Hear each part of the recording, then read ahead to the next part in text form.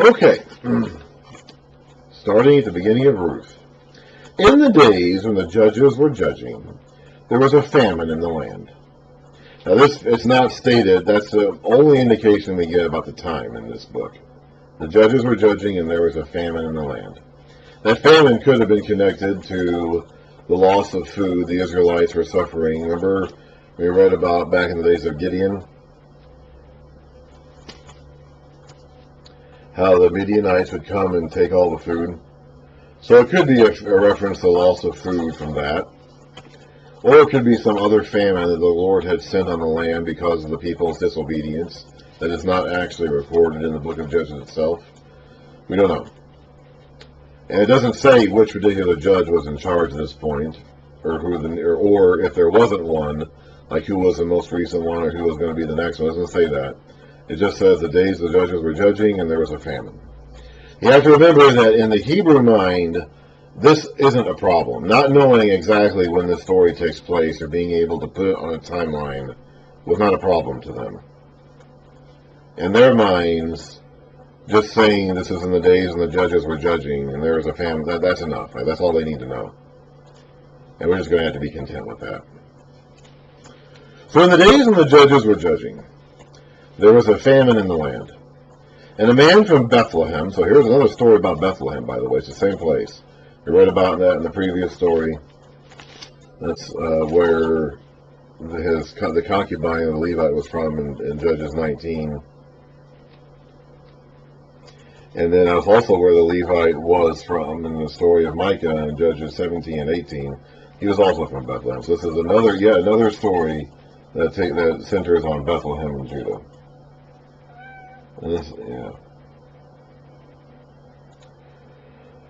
And the man from Bethlehem in Judah, together with his wife and 2 sons, went to live for a while in the country of Moab. They were not planning on staying there. They were just planning on moving there while they were to outlast the famine in Israel. The man's name was Elimelech. His wife's name was Naomi, which means pleasant, and the names of his 2 sons were Mahlon and Chilion, which means something like sick and weak, or something like that. Now, this is a classic example of Mahlon and Chilion were almost certainly not these men's original names, because those names mean something like weak or sick or crying or something like that. And nobody would have named their son weak. Okay, that is just not a name that anybody was going to give their son back in those days. If the mother had given her son the name Weak, his father would have overridden it and gave him another name, like we saw with Benjamin in the days of Jacob and Rachel. Rachel was dying when she gave him the name Ben-Omi, or son of my sorrow, and Jacob overruled that and named him Benjamin, which means son of my right hand. And so, even if the mother had some kind of reason to give her sons these names, when she bore them, the husband would have overruled them and given them some other name. So these men's names were certainly not Mahlon and Chilion originally. The writer of this book is simply using those words to describe these men, because that's essentially what's going to happen to them in the story. They're in the story for the sake of dying off, basically. So you have to keep that in mind. Sometimes when we see these names, these stories are being written down well after the events themselves happened. And they're being written by the winners. I mean, it's like this is a classic example of the winners write the history books. So it's like Elimelech is going to be punished, or at least not rewarded, by going to Moab during the time of famine. And so the writer of this text is going to indicate that that this was a wrong decision by using these very derogatory words to name Elimelech's sons. That's just something you have to keep in mind. They were Ephrathites from Bethlehem, Judah, and they went to Moab and lived there. Now that Ephrathite term is pretty complicated, but you can look it up yourself and find out what that word probably means. It probably has something. It probably in this case means something along the lines of they were well-to-do, or they were nobles, or they were wealthy. They were a class of people that were not poor off at this time, from Bethlehem, Judah. And they went to Moab and lived there. Now Elimelech, Naomi's husband, died, and she was left with her 2 sons. They married Moabite women, one named Orpah and the other named Ruth. After they had lived there about 10 years, both Mahlon and Chilion also died. And Naomi was left without her 2 sons and her husband. This is a terrible situation to be in. There's a reason why there is such an emphasis on protecting widows in the Bible, because they're in a very dangerous social spot. A woman with no sons and no husband is in a very bad spot in their society. And that's where Naomi is right now. When she heard in Moab that the Lord had come to the aid of his people by providing food for them, so the famine is over in Israel, Naomi and her daughters-in-law prepared to return home from there. I mean, it's Naomi's home. The daughters-in-law are already home because they're from Moab. With her 2 daughters-in-law, she left the place where she had been living and set out on the road that would take them back to the land of Judah. Then Naomi said to her 2 daughters-in-law, "Go back, each of you, to your mother's home. May the Lord show kindness to you as you have shown to your dead," that would be their husbands, her sons, "and to me. May the Lord grant that each of you will find rest in the home of another husband." So their lives are not over yet. Naomi's life is over. She's old. She's had her son. She's had her husband. She's had her son. She's lost both of them. She's an old widow. She's in bad shape. There's nothing she can do. Nothing you can do about her. But the other 2 are young enough that they still have a future. They can go back home. They can go back to their mother. Their mother will take care of them and find them new husbands. Their lives are not over yet. They could have more sons, but Naomi cannot. Then she kissed him, and they wept aloud, and said to her, "We will go with you to your people." But Naomi said, "Return home, my daughters. Why would you come with me? Am I going to have any more sons who could become your husbands? Return home, my daughters. I am too old to have another husband. Even if I thought there was still hope for me, even if I had a husband tonight and then gave birth to sons, would you wait until they grew up? Would you remain unmarried? That's going to take 20 years. You know, it's like, would you remain unmarried for them? No, my daughters. It is more bitter for me than for you, because the Lord's hand has gone out against me. The Lord has rebuked her, at least according to her. We don't know for certain whether or not that happened, but she thinks it has. The text doesn't dispute it, doesn't confirm it either. The text just kind of leaves it as it is. We might get a bit of a hint of that with the sons' names as given, as I mentioned earlier. But the text itself doesn't explicitly confirm or deny whether Naomi is correct in saying the Lord is against her. He may be, or he may not be. Who knows? Even if he is, he may not be for the reasons Naomi thinks. You know, Naomi is actually a lot like Job. Naomi is in a position very similar to what we've read about in Job when we read Job, in that she's lost everything. You know, she's lost her husband, she's lost her son, she's lost her place, she's lost her land. We're going to start talking about her land later on. So apparently she lost her land too somehow. So she's dead. Now she doesn't have an illness. She doesn't have boils on her skin. She's not an outcast socially because of that. But she's in bad shape. She's in as bad a shape here as Job was when he had his problems, except for the illness. Whether or not it's because the Lord is against her, whether or not it's because the Lord, the text doesn't say. Either way, Naomi thinks that. The text doesn't confirm that, doesn't deny that. It just kind of leaves that as it is. Remember back in Genesis when we read about something like this? Genesis 38, excuse me. As I said before a few times, I purposely don't memorize the numbers because they weren't original to the text.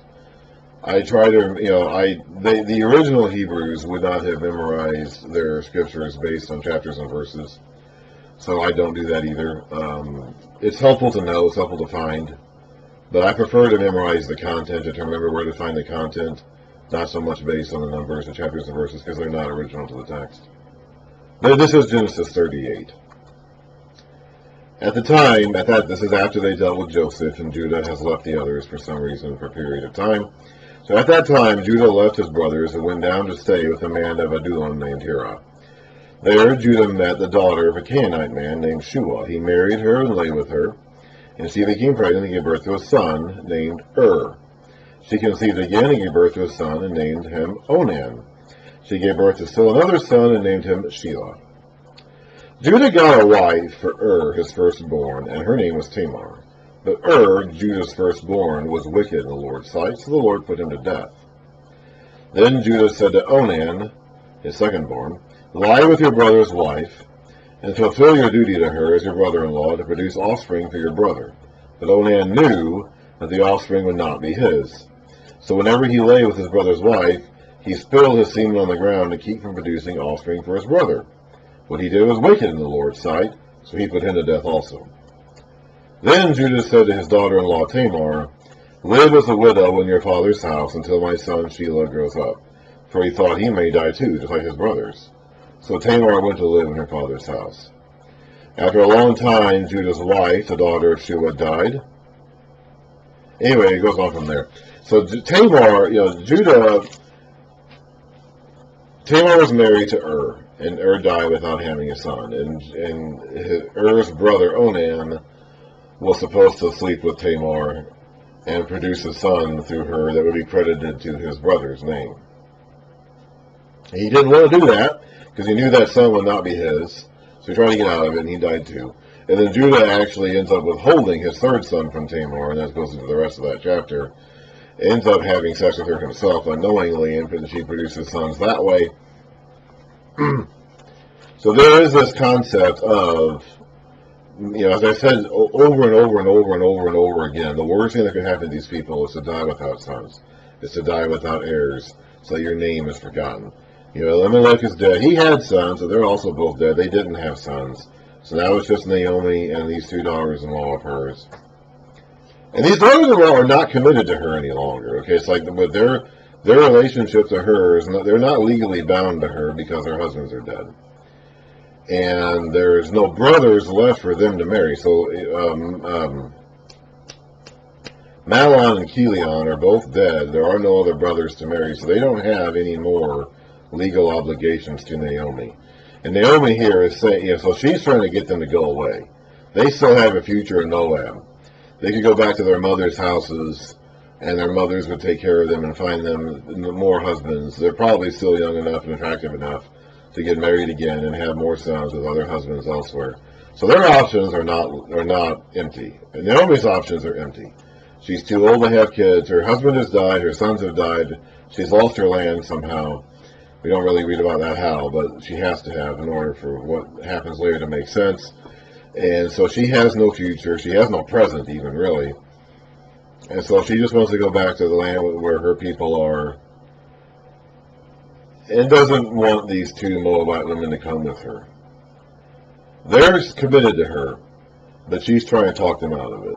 And they're not legally obligated to her. They do not need to go with her legally because there's no further family connections binding them to her. So she has convinced at least one of them now, because the Lord's hand's gone out against me. At this, they wept again. Then Orpah kissed her mother-in-law goodbye, but Ruth clung to her. Look, said Naomi, your sister-in-law is going back to her people and her gods. Go back with her. But Ruth replied, don't urge me to leave you or turn back from you. Where you go, I will go, and where you stay, I will stay. Your people will be my people, and your God will be my God. Where you die, I will die, and there I will be buried. Now that's one heck of a commitment. So she is 100% committing herself to becoming one of Naomi's people now. So she's a Gentile convert, in other words. May the Lord deal with me, be it ever so severely, if anything but death separates you from me. We're going to see that vow taken again in later chapters, later books. That standard vow language. May the Lord deal with me, be it ever so severely. When Naomi realized that Ruth was determined to go with her, she stopped talking to her. It's your own choice. So the two women went on until they came to Bethlehem. I don't know how they got there, but they did. Two women traveling alone would have had a difficult time about it, but they somehow made it. When they arrived in Bethlehem, the whole town was stirred because of them, or the whole town of women at least. This book is written from a woman's point of view. Now, it wasn't written by a woman. No way that would have been the case. But this is one of the few books in the Bible that does, I mean, it has a woman's name on it, Ruth. It's not really Ruth's story, it's actually Naomi's story more than Ruth's, but it is one of the few stories in the Bible that actually has a woman's name on it, has a woman's perspective. Although, that doesn't mean it was written by a woman, okay? There's no chance that would have been the case. But it does have a female perspective in a way that very few portions of Scripture do.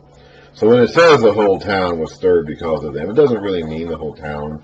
It just means the women of that town. As we find out a moment later when it says, the women exclaimed, "Can this be Naomi? She's back. Naomi is back." "Don't call me Naomi," she told them. "Call me Mara, because the Almighty has made my life very bitter.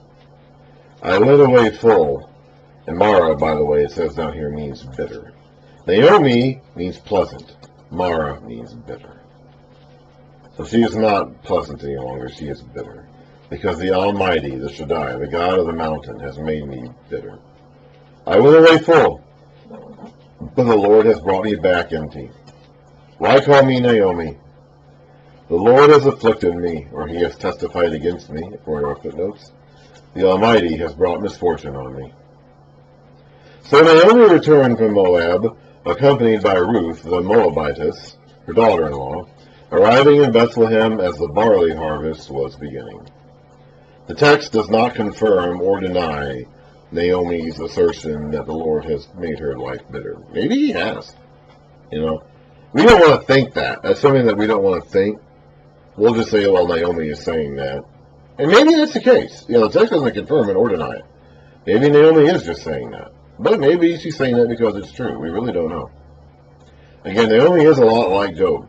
Now, it could be that she's being punished. Okay. Maybe they weren't supposed to leave Israel and go to Moab, and so maybe that's why. We read in that brief story in Genesis 38 about Tamar and Judah and his family and how his sons were wicked, so the Lord put them to death. Maybe that's his case. I talked about how these names of these sons could not have been their original names. So maybe that's a way of indicating, the writer is indicating his disapproval for them leaving to begin with. I don't know. Maybe they left Israel, the Lord frowned upon that and put the husband and the sons to death. I don't know. It doesn't say that explicitly. Maybe Naomi is correct in saying the Lord is against her. Maybe the Lord is against her because of her own attitude or her own behavior or her own decisions. Or maybe it's not correct at all, and it's just a bad combination of circumstances. The text doesn't confirm it or deny it one way or another. But I think we need to be honest about ourselves, with ourselves, about this to admit that it could be any of these things. Any of these things may be accurate because the text doesn't actually say one way or another.